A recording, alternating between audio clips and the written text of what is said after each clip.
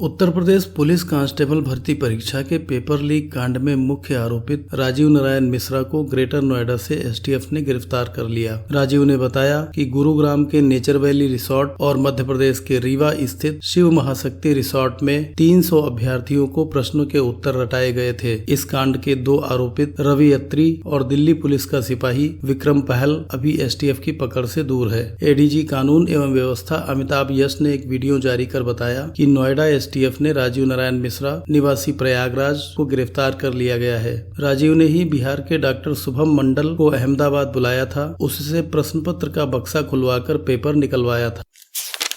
आबकारी घोटाले से जुड़े मनी लॉन्ड्रिंग मामले में दिल्ली के मुख्यमंत्री अरविंद केजरीवाल की ओर से पेश हुए वरिष्ठ अधिवक्ता अभिषेक मनु सिंघवी ने कहा कि ईडी ने यह कार्रवाई उनके मुवक्किल को चुनाव प्रक्रिया में भाग लेने से रोकने के लिए की है, ताकि पहला वोट पड़ने से पहले पार्टी को कमजोर करने की कोशिश की जा सके। जवाब में एडिशनल सॉलिसिटर जनरल ने कहा कि चुनाव के दौरान गिरफ्तारी का तर्क बेतुका है। एडिशनल सॉलिसिटर जनरल ने सवाल किया कि अगर कोई बड़ा नेता अपराध करता है तो क्या उसे गिरफ्तार नहीं किया जाएगा? अदालत जांच अधिकारी की जगह नहीं ले सकती। यह तय करने का अधिकार पूरी तरह से जांच अधिकारी को होता है कि किसे कब और क्यों गिरफ्तार करना है। शिकायतकर्ता पर शिकायत वापस लेने का दबाव बनाया गया। एएसजी ने यह भी पूछा कि आबकारी नीति में 5% का लाभ 12% क्यों कर दिया गया? इसका कोई हिसाब नहीं लगाया गया। उन्होंने कहा कि ऐसा इसलिए किया गया ताकि 7% हिस्से का उपयोग रिश्वत देने के लिए किया जाए। आप कितना भी शोर मचा ले, यह सच है कि घोटाला हुआ है। बड़ी संख्या में डिजिटल उपकरण नष्ट किए गए, समय समय पर अपने मोबाइल नंबर बदले गए और मोबाइल को नष्ट किया गया। कजाकिस्तान की राजधानी अस्ताना में संघाई सहयोग संगठन के राष्ट्रीय सुरक्षा सलाहकारों की बैठक चल रही है। बैठक में भारत के national security adviser Ajit Doval ने सीमा पार से प्रायोजित आतंकवाद के मुद्दे को उठाया। संघाई सहयोग संगठन में पाकिस्तान भी शामिल है।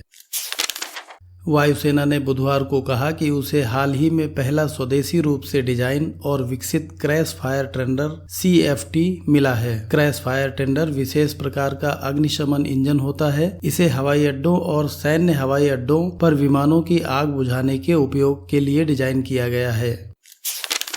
ऑस्ट्रेलियाई नौसेना प्रमुख VADM मार्क हैमंड भारत की आधिकारिक यात्रा पर हैं। उन्होंने बुधवार को दिल्ली में भारतीय नौसेना स्टाफ के प्रमुख एडमिरल R हरि कुमार के साथ बातचीत की। बातचीत में हिंद प्रशांत क्षेत्र में कई समुद्री सुरक्षा मुद्दों पर अपने विचार साझा किए।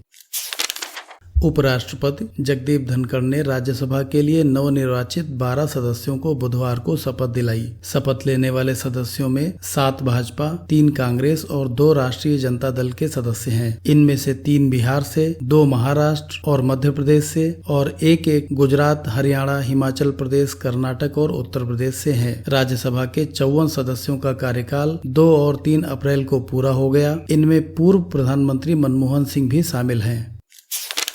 पूर्व प्रधानमंत्री राजीव गांधी हत्याकांड के 3 दोषियों को बुधवार को श्रीलंका भेज दिया गया। श्रीलंकाई नागरिक V मरुगन उर्फ श्रीकरण, S जयकुमार और V रॉबर्ट पायस श्रीलंकाई विमान से कोलंबो रवाना हुए। वे पूर्व प्रधानमंत्री की हत्या में 3 दशक की जेल काट चुके थे। 7 आरोपियों समेत इन तीनों को नवंबर 2022 में सुप्रीम कोर्ट ने रिहा कर दिया था। रिहाई के बाद उन्हें तिरुचिरापल्ली के विशेष शिविर में रखा गया था। पूर्व प्रधानमंत्री राजीव गांधी की 21 मई 1991 में श्री पेरम्बदूर के निकट प्रतिबंधित लिट्टे के आत्मघाती हमलावर ने हत्या कर दी थी।